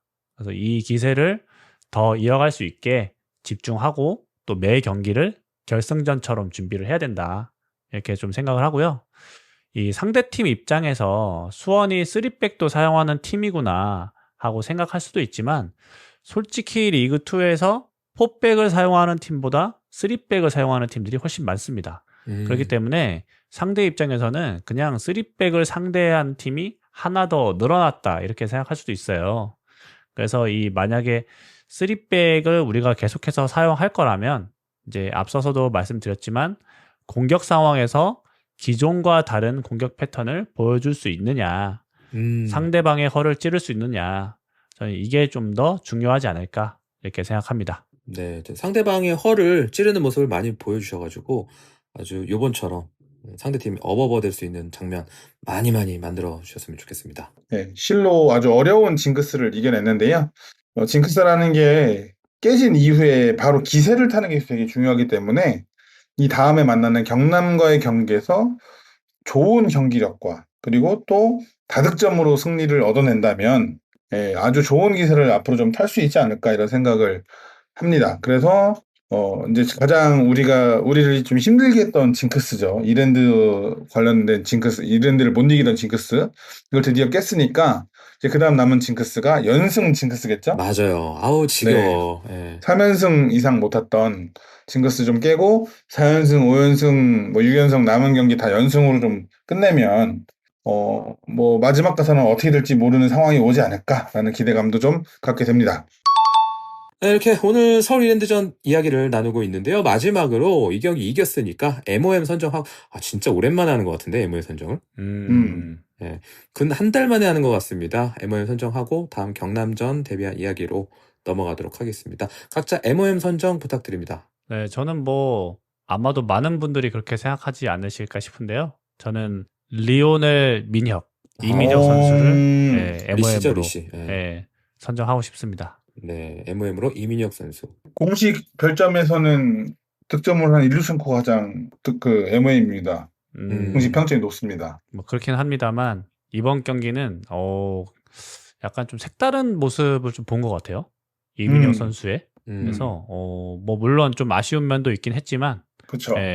아주 마음에 쏙 들었습니다. 이 선수 매 경기 성장하는 게 보입니다. 그건 잘 모르겠고요. 어쨌든 뭐 잘했어요 이번 경기. 알겠습니다. 철퇴를 맞았네. 네, 계속 MOM 선정 해주시죠. 네, 방금 말한 대로 이제 득점을 성공시켰는데 일류첸코가 공식 평점으로는 MOM입니다. 그리고 끝까지 무실점으로 승리를 지켜낸 우리의 캡틴 양영모 선수도 일류첸코 다음으로 평점이 높아요. 잘했어요. 네. 네. 근데 저는 미드필드에서 매우 훌륭한 활약을 한 이민혁 선수를 똑같네, 둘이. 네, MOM으로 좀 선정하고 싶은데 축구부는 그 기준이 좀 비슷한 것 같긴 해요. 권호승민이랑 저랑. 상대의 공격을 가로막는 차단 5회, 루즈볼의 소유권을 가져오는 획득도 5회로 수비적인 기여가 좋았을 뿐더러 공격 진영 내 패스 11회로 우리 팀에서 가장 많은 공격 진영 내 패스도 성공시켰던 공수 모두에서 좀 좋은 활약을 보였고 또 멋진 드리블로 우리 팀의 그 활기를 또 불러일으켰잖아요. 그 측면에서 선수들이 막 잡아채는데도 그냥 뿌리치면서 그런 거 보면서 이 선수가 이제 팀의 적응이 끝났구나. 초반에 좀 어리버리하던 모습이 없어졌구나. 라는 생각이 들어서 이번 경기에 MOM이라 생각하고 앞으로 MOM급 활약을 쭉 이어나가 줬으면 좋겠다라고 바라보겠습니다. 네, 남은 경기 전승의 키포인트, 그러니까 키플레이어가 되기를 바라보도록 하겠습니다. 두 분은 다 이민혁 선수를 뽑아주셨는데 저도 원래 이민혁 선수를 뽑으려고 그랬거든요. 근데 두 분이 이미 선정을 하셔가지고 저는 개인적 사심을 가득 담아서 김민우 선수 한번 주고 싶습니다. 김민우 선수 잘했어요. 예, 왜냐면 또 자기가 가장 잘할 수 있는 포지션에서 요번에 들고 나온 전술의 그런 전체적인 밸런스의 핵이었다고 보거든요, 저는. 그래서 이 선수 한번 주고 싶고, 오랜만에 팀으로 복귀를 한 거잖아요, 김민호 선수도. 그래서 뭐 환영하시는 분도 계셨을 거고, 조금 반대하시는 분들도 계셨을 텐데, 이번 활약을 통해가지고 더 많은 사랑을 받는 활약을 좀 보여주셨으면 좋겠습니다. 개인. 진짜 좋아하긴 하나 봐요. 제가요? 응. 진짜 좋아요. 툭하면 다 김민우야. 아니 근데 유니폼을 다 팔았었거든요. 어떻게 해야 되지? 후회되네. 그가 청두로 떠나면서 유니폼을 다 쳐보냈거든요. 솔직히 저도 좀 싫었는데 청두로 갈 때는 이제라서도 커리어 마무리를 수원에서 한다 그러면 마음속에 좀 깊이 새겨놓을 것 같다라는 생각은 저도 하게 됩니다. 1년 정도 모르겠어요. 1년이나 2년 정도 마무리를 그 수원에서 해서 은퇴를 여기서 했으면 좋겠다라는 생각을 해서. 그리고 또 이제 영광된 영광된 마무리의 그 가장 중요한 키포인트는 좋은 폼으로입니다. 좋은 맞습니다. 폼으로 끝까지 클래스를 보여주면서. 아무튼 이민혁 선수 2표 나왔고요. 김민우 선수 1표에서 총 두 선수, 그렇죠? 이 두 선수 MOM을 선정해 봤습니다. 계속해서 남은 경기 매번 MOM 선정할 수 있었으면 좋겠습니다. 자, 이제 다시 우리는 빅보드로 돌아갑니다. 그리고 낮 경기로 경기 시간이 이제 바뀌게 되었죠. 이번 주 토요일 오후 4시 30분 경남과 홈에서 맞붙게 됩니다. 현재 경남의 상황이 좋지 못하거든요. 현재 경남 상황, 현재 경기력 등 잠깐 들어보도록 하겠습니다. 네, 경남은 이을용 감독이 성적 부진을 이유로 지난 9월 7일 자진 사임을 했는데요. 제가 경남의 경기를 지속적으로 팔로우하지 않아서 잘은 모르겠지만 팬 내부에서도 비판의 목소리가 꽤나 있었던 걸로 보이더라고요. 네, 맞아요. 네, 그 경남FC 유튜버이신 창원에는 창원이라는 분도 성적이 계속 좋지 않으니까 이쯤 되면 그냥 자진 사퇴를 하시라라는 말씀을 하시더라고요. 그래서 이제 현재 경남FC는 김필종 감독 대행이 팀을 이끌고 있고요. 아이러니하게도 이을용 감독 마지막 경기는 승리하고 대행이 이끈 첫 경기는 패배를 한 그런 상황입니다. 이제 경남의 경기력에 대해서 좀 살펴볼 건데요. 경남은 올 시즌 포백을 중심으로 4-1-4-1 혹은 4-2-3-1을 사용하고 있는데요. 수비 상황에서는 5백을 섞어서 사용을 합니다만 기본적으로는 이제 포백 운영이고요. 약팀이 주로 사용하는 선수비 후 역습이 아닌 점유율을 높게 가져가는 축구를 합니다. 물론 이게 상대가 선제골을 넣고 내려앉아서 잠그기 때문에 자연스럽게 점유율이 높아지는 것일 수도 있겠지만 최근에 김포 경기를 살펴보면 실점하기 전까지는 적게는 6대4, 많게는 65대35까지의 점유율을 가져가거든요. 또 1대0으로 승리했던 28라운드 충북 청주전에서도 경기 내내 점유율이 앞섰습니다. 근데 신기하게도 이 점유율이 높음에도 불구하고 패스 숫자는 또 그렇게 높지가 않아요. 그리고 롱패스가 많습니다. 맞습니다. 네, 그래서 이게 무슨 축구를 하고 있는 건지 이 기록만으로는 좀 파악하기가 어렵다라는 좀 생각을 하고요. 감독도 사임을 했고 팀의 최근 흐름도 좋지 않고 또 기본적으로 선수들의 기량도 뛰어나지 않아서 네. 딱히 팀의 분위기 반전을 기대하기가 좀 쉽지 않은 그런 상황입니다. 네, 아주 말씀을 잘 해주셨는데요. 솔직히 말씀드리면은 경남의 그런 모든 부분들이 완전히 무너져 내렸다고 저는 보고 있거든요. 중요한 것이 경남이 우리 상대로 어떻게 나올까 보다는 우리가 어떻게 경남을 상대해야 할까가 더 중요하지 않을까 싶은데, 지난번에는 우리가 서울 이랜드 전에서는 3백으로 단단하게 하고 역습 형태를 취하는 모습을 보여줬었는데, 이번에 경남이라면 우리가 오히려 압도적으로 올라가서 패는 형태로 가도 되지 않을까. 이런 우리의 경기 방식을 좀 어떻게 갔으면 좋겠는지 이 부분에 대해서 한번 이야기 나누도록 하겠습니다. 네, 뭐 경남 팬분들이 저희 팟캐스트를 들으실지는 모르겠는데요. 뭐 듣고 계시다면 좀 죄송하지만 뭘 해도 될 것 같습니다. 전력차가 워낙 많이 나기 때문에 1차전처럼 선수비 후에 역습을 노려도 될 것 같고요.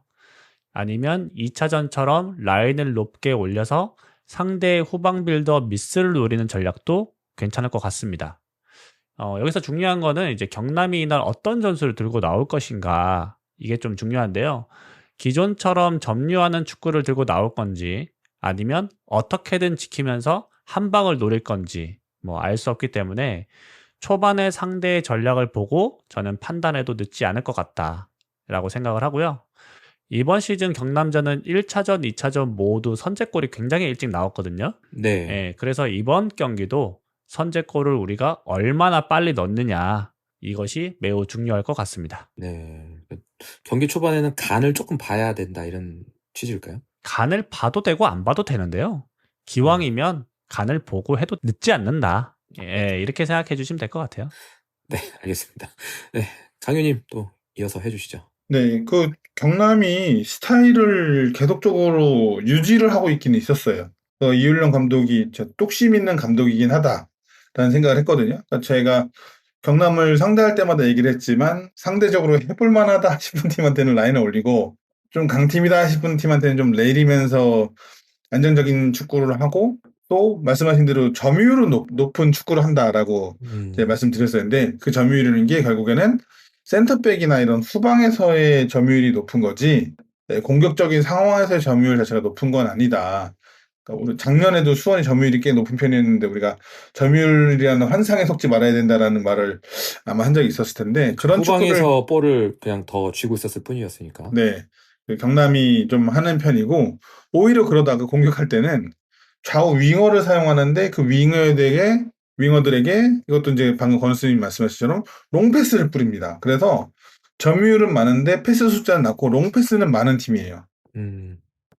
근데 이거를 이제 이해하자면 공격 시에 빌드업을 이용해서 우리가 티키타카라고 이제 많이 표현을 하지만 이제 그거는 바르셀로나의 스타일이고 잔패스를 주고받으면서 공격을 조립해 나가는 팀이 아니라 뒤에서 점유하고 있다가 상대의 움직임에 맞춰서 우리 윙어가 뛰면 그때 롱패스를 던지는 식으로 경기를 운영하는 좀 단순한 공격 패턴을 가진 팀입니다. 그래서 뭐 저번에도 얘기했지만 롱패스를 할 수 없게 만들든가 압박을 해서 이것도 권호스님 방금 잘 말해주신 거죠. 라인을 올려서 빌드업을 하지 못하게 하든가 아니면 조금 내려서 롱패스를 하면 우리가 경합에서 승리해내고 그걸로 역습을 해서 뒷공간을 노리든가 이렇게 하면 되는 팀이고 또 측면을 많이 활용하면서 풀백 선수들도 적극적으로 가담하기 때문에 풀백 뒷공간인 좌우 측면 뒷공간 특히 이제 우측에 이준재 선수였나요? 잘생긴 선수 있는데 선수 외모 언급하면 좀 죄송하지만 이 선수도 적극적으로 공격이 올라와요. 그러면서 오른쪽 뒷공간이 많이 열립니다. 그러니까 이 공간을 우리의 왼쪽 공격이 잘 파고들어서 헤집어 놓으면 굉장히 좋지 않을까라는 생각을 하고 마지막으로 이제 이 경남의 이번 시즌 가장 큰 아쉬움이 수비예요. 수비적인 지표에서 대부분이 하위권인데 뭐 아까 말했던 루즈볼의 소유권을 가져오는 획득이라는 지표가 시즌 2075개로 리그에서 10위예요. 10위. 인터셉트는 리그에서 14위입니다. 꼴찌죠. 네네. 네, 활동량이 적어 보이진 않거든요. 근데 획득도 인터셉트도 적은 거 보면 그만큼 선수들의 포지셔닝이 매우 아쉬운 편이다. 라고 볼 수 있고요. 그래서 이것도 결국에는 전술적인 아쉬움이었을 테니까 감독의 사태가 어찌 보면 타당했을 수도 있겠다. 라는 생각이 듭니다. 골키퍼도 되게 아쉬운데요. 이번 시즌에 류현우 선수가 15경기 선발 출전했어요. 그러니까 시즌 초반에는 류현우 선수가 맡았고 시즌 중반부터는 최필수 선수가 맡았는데 네네. 류현우는 15경기에서 23실점, 최필수는 14경기에서 24실점을 기록하고 있습니다. 비슷하네요. 네, 누가 나오더라도 어려운 거예요. 그러니까 비단 골키퍼만의 문제는 아니지만 또 두 골키퍼 모두 아주 만족스러운 활약을 보이지 않는다. 재밌는 게 두 선수 모두 가끔씩 놀라운 슈퍼 세이브를 보여주는데 그거에 비해 작게 아쉬운 판단으로 실점을 좀 기록하는 편이라서 이걸 생각하면 우리가 이제 적극적으로 박스내 슈팅을 좀 많이 만들면은 좋을 수 있겠다라는 생각을 하고 또 재밌는 지표 중 하나가 박스 밖 슈팅이 가장 많은 팀 중 하나가 경남입니다. 그러니까 진입을 못하는 게 많다라고 보는 게 맞아요. 그래서 경남이 이제 박스 밖에서 적극적으로 슈팅할 텐데 그걸 우리가 어떻게 잘 막아내고 다시 공격을 시도하느냐도 중요해 보입니다. 확실히 우리가 실수만 안 하면 실수나 뭐 운이 안 따라주는 뭐 퇴장이 나온다든가 이러지만 않는다면은 차분하게만 잘 풀어나가면은 좀 가볍게 승리를 가져올 수 있지 않을까 좀 그런 생각이 드는데요. 그래도 긴장은 늦추지 말아야 할 것 같습니다. 그래서 잘 준비하셔가지고 이번에는 꼭 2연승 한 번 더 갔으면 좋겠습니다. 자, 이제 충남 아산이 부천을 잡아주면서 3위권과 격차를 우리가 이제 조금 더 벌릴 수 있게 되었고요. 인천과는 그대로 10점 차가 유지되어 있긴 하지만 인천이 또 김포와 서울 이랜드를 연달아 만납니다. 우리는 경남과 충남 아산을 만나고요. 이제 9월에 남은 경기죠. 이 구간이 어찌 보면 좋은 기회가 될 수 있을 것 같은데요. 어떻게 바라보고 계시나요? 인천 입장에서는 이제 쉽지 않은 대진이 좀 분명해 보이고 아주 거친 팀과 그다음에 또 매우 적극적으로 나서는 팀을 만나니까요. 그리고 그에 비해 수원은 상대적으로는 좀 쉬운 대진이긴 합니다. 근데 이 얘기를 아마 권호스님이 8월 달인가 초에 하셨던 걸로 기억을 해요. 그래서 이렇게 생각하면 우리는 이제 방심하면 안 되고 우리 거 인천은 잘해야지. 제발 저 팀들이 물고 늘어져 가지고 좀 승점 드랍을 좀 해줘야지 되지 않나라는 생각을 합니다. 모르겠어요. 이제 변상환 감독 인터뷰를 보면 미래를 생각하기보단 지금 앞으로의 한 경기 한 경기를 더 생각하고 있다 이런 식으로 얘기를 하더라고요. 좋은 태도라고 봅니다. 어느 정도 윤곽이 나오기 전까지는 지금 수원의 입장에서는 당장 한 경기 한 경기 이겨내는 게 더 중요하니까. 그래서 9월 잔여 경기 우리가 이제 다 이기고 만약에 인천이 다 진다면 정말 이제 모르는 일이 슬슬 시작될 수 4점 있겠지만, 차잖아요, 그죠? 네. 네. 이제 그거는 여태까지의 인천의 경기력을 봤을 때는 기대하기 어려울 수도 있고, 근데 제가 저번에 말한 대로 평균 획이라는 걸 하죠. 기본적으로 어느 팀이 이 정도의 승무패, 그러니까 승률이 나온다라는 걸 생각했을 때는 지금까지는 좀 규격 외의 승리를 하고 있었으니까 시즌 말로 가면서 그것들을 평균으로 다시 돌아올 수 있는 걸 기대를 하면 인천이 9월, 10월 4패 정도를 해준다면 우리가 앞으로 좀 기회를 얻을 수 있지 않을까 해서 우리는 일단 이겨놓고 보는 게 제일 중요하죠. 어떻게든. 우리 거 잘해야죠. 경남은 안 좋긴 한데 충남 아산은 물론 이 팀도 썩 상황이 좋은 팀은 아니지만 그래도 배성재 감독이 자진사임하려는 걸 불러 앉히면서 어쨌든 팀이 신임을 주면서 자꾸 밀어주고 있기 때문에 그런 팀은 한 번씩 강팀 상대로 뭔가 일을 벌입니다. 그래서 우리는 방심하지 않고 잘 준비하는 게 필요하다 생각을 합니다. 네, 계속해서 건너스님 해주시죠. 네, 저도 비슷한데요. 김포와 서울 이랜드가 무서운 팀이긴 한데요.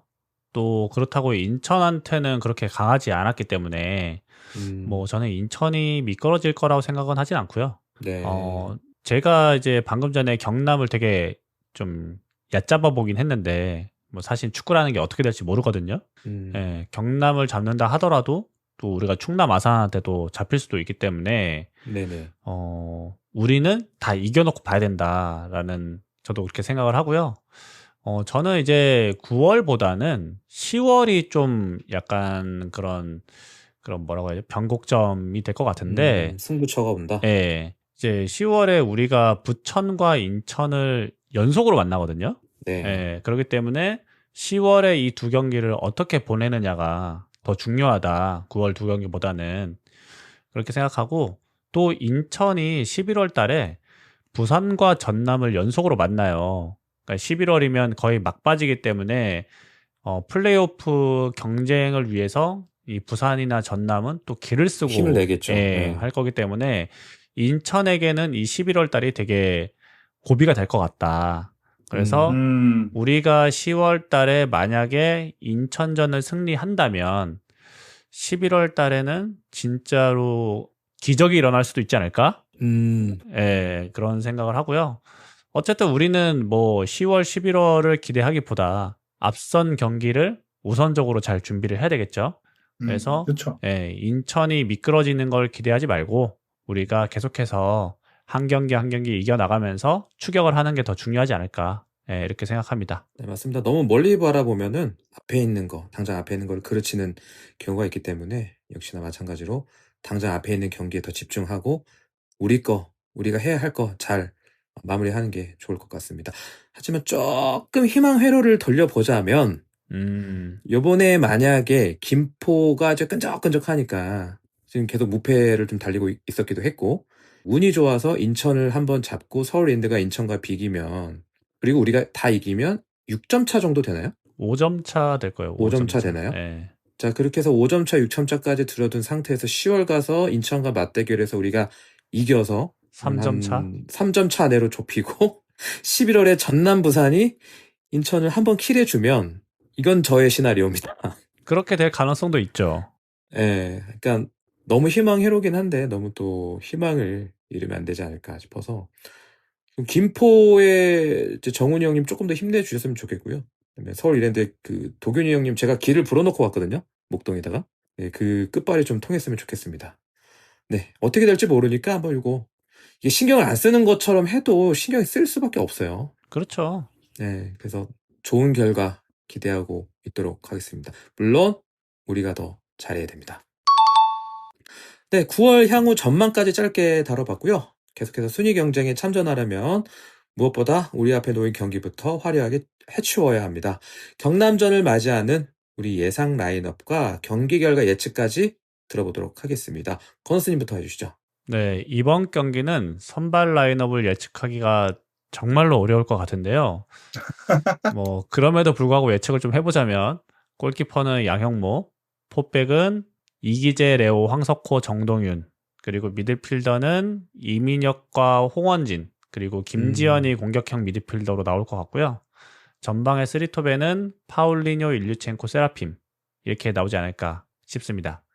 그리고 경기 결과는 한 2대0 정도로 승리하지 않을까 싶고요. 한 줄 평은 불난집에 부채질 좀 하고 오자. 인데요. 이게 뭐 조롱이라고 생각하시면 안 되고요. 다 이유가 있습니다. 뭡니까? 이게 이제 망해야 될 때에는 애매하게 망하면 안 되거든요. 확실하게 망해야 돼요. 망해야 돼. 그래야지 이제 팀이 새로 거듭나는 데 있어서 좋은 밑거름이 되기 때문에 이게 애매하게 망해가지고 질질 끌릴 바에는 확실하게 망하는 게 중요하다. 그 확실하게 망하는데 기왕이면 우리가 좀 도움이 될 수 있지 않을까. 네. 보약이에요? 뭐 그래서 그런 의미를 담아서 불난집에 부채질 좀 하고 오자. 이렇게 한 줄 평을 정해봤습니다. 네, 하여튼 이번 주에 불난집에 부채질 좀 하고 오시죠. 네. 날개 크잖아요, 우리 또. 그렇죠. 날개가 세거든요, 우리가. 네, 그 날개로 부채질 제대로 확실하게 하고 올 수 있도록 하겠습니다. 강유님 계속해서 해주시죠. 저도 권학님이랑 되게 비슷하게 이번 경기 선발은 매우 고민이 되거든요. 그러니까 변성환 감독이 좋았던 선수들에게 늘 기회를 한 번씩 더 줘요. 그러니까 조금 유지하는 성향이 있어요. 네. 근데 어쨌든 지난 경기에 비해서는 더 공격적으로 나서야 되는 상황이기 때문에 지난 경기에 좋았던 선수들에게 기회를 줄지 휴식한 선수들을 기용할지에 대한 좀 고민이 있습니다. 그래서 그냥 제 바램대로 라인업을 짜보자면 좋습니다. 그게 중요하죠. 네. 저도 양형모 선수가 골문 지키고 포백은 똑같습니다. 이기재, 레오, 황석호, 정동윤. 네, 포백으로 나올 거고 중앙 미드필더가 좀 다른데 저는 이민혁과 이규성으로 나올 것 같아요. 공격적으로. 조금 공격적이네요. 그죠? 그리고 이제 이규성이 나올 때 이민혁이 수비적인 역할도 좀 잘 해주는 편이라 이렇게 나오고 왼쪽 윙에는 박지원, 오른쪽 윙에는 세라핌이 나오고 투톱으로 일류첸코, 파울리노가 나와야 되지 않나. 그 경남이 보니까 지상 경합이 또 되게 낮더라고요. 그러니까 일류첸코 밀어 넣어서 일류첸코 발에다가 지상 경합이니까 발에다가 밀어주면 비벼가지고 하나쯤 계속 내주지 않을까 라는 생각하면 일류첸코, 파울리노 투톱이 굉장히 좋아 보인다라고 생각해서 이번 이랜드전에서도 파울리노가 중앙에 있을 때 굉장히 위력적이었잖아요. 두 선수가 지난 경남전에 골을 많이 합작했던 것처럼 이번에도 많이 합작해서 투톱으로 둘 다 골을 좀 터뜨려줬으면 좋겠다라는 생각이 들고요. 한 줄 평으로는 이제 뭐 설명을 좀 하자면 수원이 약간 원래는 의적 같은 느낌이 있었잖아요. 이번 시즌은 좀 그것도 그렇죠. 없어졌지만 강팀한테 이기고 약팀한테 승점 퍼주고 이런 게 있었는데 이제 앞으로 남은 기간 동안 수원에게 필요한 것 약자 멸시. 깡패. 네. 이게 이제 뭐 지금 전 세계에서 가장 인기 있는 게임 중 하나인 리그 오브 레전드의 어떤 캐릭터 갖고 있는 특성인데 자기보다 약한 그 캐릭터한테는 공격력이 더 들어갑니다. 그게 약자 멸시라는 특성이에요. 그러니까 수원한테 필요한 게 약자 멸시다. 상황이 안 좋은 자기보다 리그 순위가 낮은 팀한테는 아주 멸시에 가까운 퍼붓는 공격력을 해야 된다라고 생각해서 이렇게 해봤습니다. 네, 두 분 다 준비를 많이 하고 오셨나 봐요. 한 줄 평들이 아주 시인이에요. 좋습니다. 하여튼 강윤님 경기 결과 얘기 안 하지 않으셨어요? 경기 결과 안 했구나. 저 3대0 승리하겠습니다. 3대0 승리 무실점으로 예측을 해주셨습니다. 하여튼 이렇게 매 경기마다 한 줄 평 표현하시는 그 부분들이 계속 발전하고 계십니다. 팀의 축구, 우리 변성환 감독님이 발전하는 게 아니에요. 우리 패널분들의 아유, 좋습니다. 좋고요. 저도 마지막으로 보태자면은 제 지난 경기에 영레발이 통하지 않았습니까? 영레발이 통한 게 아니라 믿음이 부족한 거죠? 영레발입니다. 제가 그랬잖아요. 돌아올 다리를 불태우고 간다고. 이런 사생결단으로 갔기 때문에. 사석에서는 다른 말을 하시던데. 네, 그럼 거기까지 하고요. 네.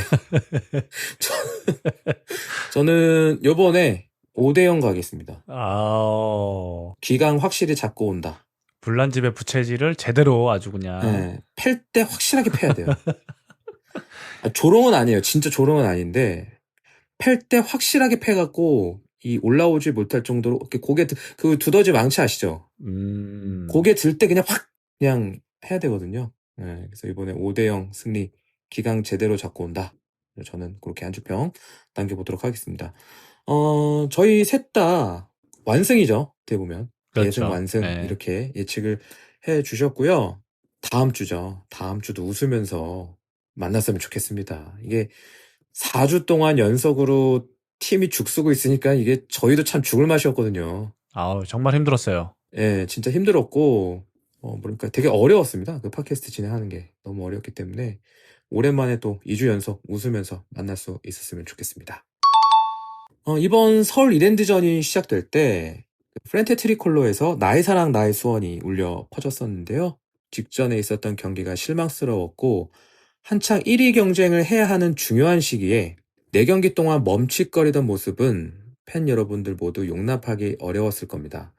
우리의 기대가 훨씬 높은 상태에서 밀려오는 좌절감으로 자칫하면 팀이 좌초될 수도 있었습니다. 하지만 그런 순간임에도 불구하고 울려 퍼지는 나의 사랑 나의 수원은 꽤나 감동적이었습니다. 팀을 사랑한다고 외치며 절망의 순간에도 결기가 살아있었던 우리 서포터 여러분들, 오늘도 그런 모습에서 포기하지 말아야 할 이유를 찾게 되는 것 같습니다. 우리 조금 더 해봅시다. 조금 더 헤쳐나가 봅시다. 분명히 우린 이 시즌을 웃으면서 마무리할 수 있을 겁니다. 오늘 함께해 주신 패널분들 너무 감사드리고요. 저희는 다음 주에도 웃으면서 찾아오도록 하겠습니다. 제발. 오늘도 골다방 크루와 함께해 주셔서 감사드립니다. 네, 정말 오랜만에 직관을 가게 됐는데요. 현장에서 많은 동료분들과 수원의 승리를 위해 열심히 응원하겠습니다. 오늘도 들어주셔서 감사드리고요. 경기장에서 뵙겠습니다. 감사합니다. 경기 하나 이겼다고 한 주가 참 즐겁습니다. 예, 다만 그 승리를 직접 보지 못해서 매우 아쉬웠는데요. 그래서 저도 이번 주에는 빅버드를 갑니다. 오랜만에 우리 꼴다방 다 뭉칠 듯 한데 홈 승리로 모두가 기쁜 주말을 맞이했으면 좋겠네요. 우만동에서 뵙겠습니다. 아유, 고생들 많으셨습니다. 수고하셨습니다. 고생하셨습니다. 아니 근데 레트로 왜 안 와?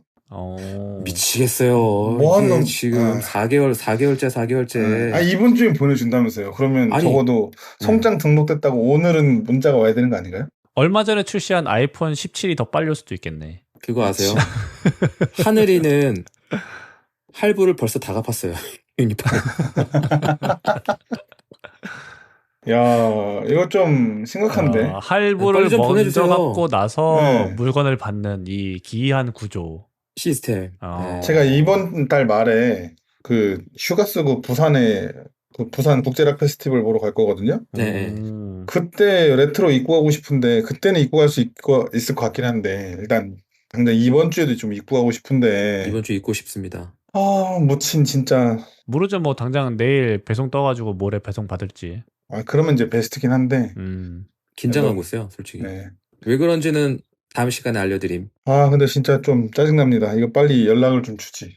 어쨌거나 우리 선수들 경남전 잘 해가지고 제발 하프타임 때 우종이가 절 찾아오지 않기를 방망이 들고 찾아온다. 방망이 들고. 제발 좀 부탁 좀 드리겠습니다. 그러면 빅바다에서 뵙겠습니다. 수고하셨습니다. 끝.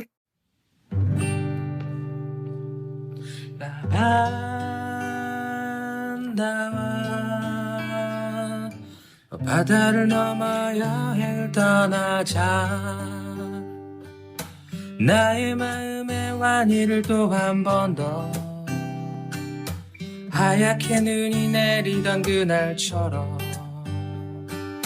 나의 마음의 소원을 또 한 번 더 저 하늘의 끝으로 날 데려가. 나반다와 저 바다를 넘어 여행을 떠나자. 나의 마음의 완이를 또 한 번 더 하얗게 눈이 내리던 그날처럼 나의 마음의 소원 또 한 번 더 저 하늘의 끝으로 날 데려가.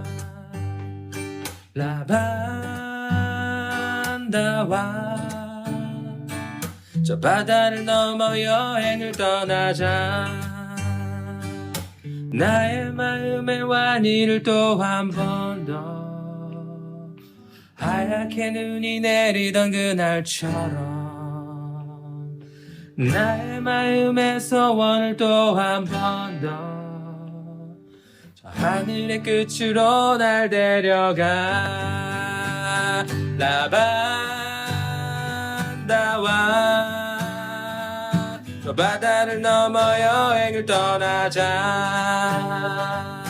나의 마음의 완이를 또 한 번 더 하얗게 눈이 내리던 그날처럼 나의 마음의 소원을 또 한 번 더 하늘의 끝으로 날 데려가.